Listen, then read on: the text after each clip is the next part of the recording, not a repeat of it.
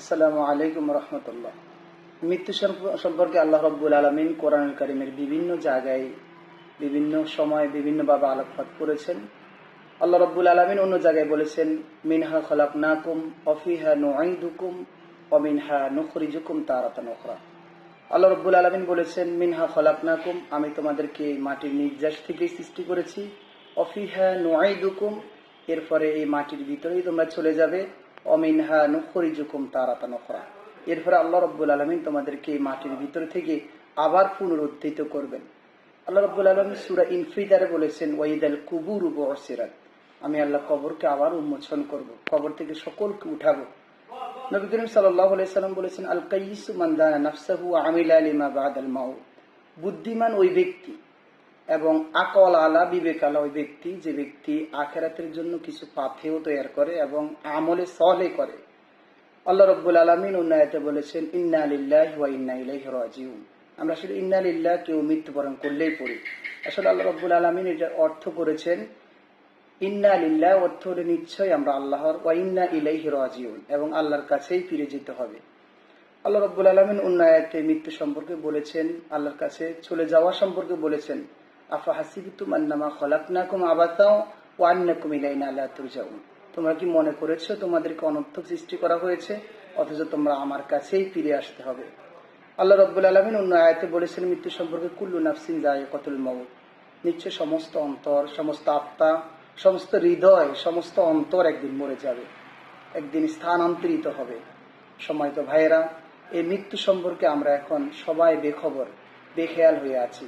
আসলে আমাদের এই রঙিন আশা, পৃথিবীর সমস্ত রঙিন আশা, আমাদের কত আশা, আমরা কত অনুভূতি এই পৃথিবীর জন্য, কত রঙিন আশা নিয়ে আমরা বেঁচে আছি। এই জন্য একটা মৃত্যু, পৃথিবীতে যদি কোনো সুনির্দিষ্ট বিষয় থাকে কয়েকগুলি, তার মধ্যে একটি সুনির্দিষ্ট বিষয় হলো মানুষের মৃত্যু। এটা সুনির্ধারিত, এটা তোমাকে গ্রাস করবেই। এই জন্য আসুন আমরা সকলেই মৃত্যুকে স্মরণ করি এবং মৃত্যুর জন্য আমরা আমাদের জীবনকে আখিরাতমুখী করি এবং মৃত্যুর জন্য আমরা তৈরি হয়ে যাই, আমরা মৃত্যুর জন্য প্রিপারেশন গ্রহণ করি। সম্মানিত ভাইয়েরা, বাদশা জুলকারনাইন ছিল একজন সারা পৃথিবীর বাদশা, 4 জনের মধ্যে একজন। তিনি বলেছেন, আমি যখন মৃত্যুবরণ করব, আমার ছেলে সন্তানের প্রতি, আমার দেশবাসীর প্রতি, আমার পৃথিবীর মানুষের প্রতি কয়েকটি নসিহত আছে।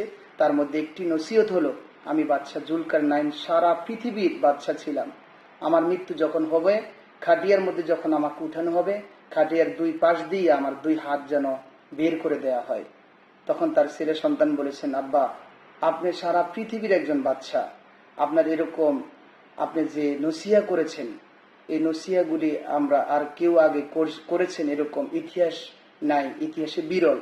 আপনিই এরকম কঠিন একটি নসিহা করেছেন, অদ্ভুত একটি নসিহত করেছেন। এই নসিহতটা আপনি কেন করেছেন আব্বা, যা আমরা জানতে চাই। তখন ছেলেদেরকে বাদশা জুলকারনাইন বলেছিল, দেখো, আমি সারা পৃথিবীর বাদশা ছিলাম, আমার টাকা পয়সা, আমার ক্ষমতা, আমার পাওয়ার, আমার আধিপত্যর অভাব ছিল না, কিন্তু আমি মরে যাচ্ছি। আমার যাতে খাটিয়ার 2 পাশ দিয়ে 2 হাত বের করে দেওয়া হয়, যাতে পৃথিবীর মানুষ দেখে, আমার রাষ্ট্রের মানুষ দেখে, স্টেটের মানুষগুলো দেখে, যাতে বুঝে যে বাদশা জুলকারনাইন খালি হাতেই কবরে যাচ্ছে। এবং একজন একটিম ডিজাইনার ছিল, কিডরিজা রড্রিগেজ, সেও বলেছে যে আমি যখন মৃত্যুবরণ করব, আমার সমস্ত স্বর্ণ প্রাচুর্য তোমরা রাস্তার মধ্যে তোমরা এলোমেলো করে রাখবে, যাতে পৃথিবীর মানুষগুলো দেখে, এবং আমার খাটিয়া যখন কবরের দিকে নেওয়ার জন্য সবাই উপক্রম হবে, তখন যাতে আমার খাটিয়াটা ডাক্তাররা, বড় বড় MBBS ডাক্তাররা যাতে নেয়, কারণ মানুষগুলো যাতে দেখে ডাক্তাররা মানুষকে বাঁচিয়ে রাখতে পারে না।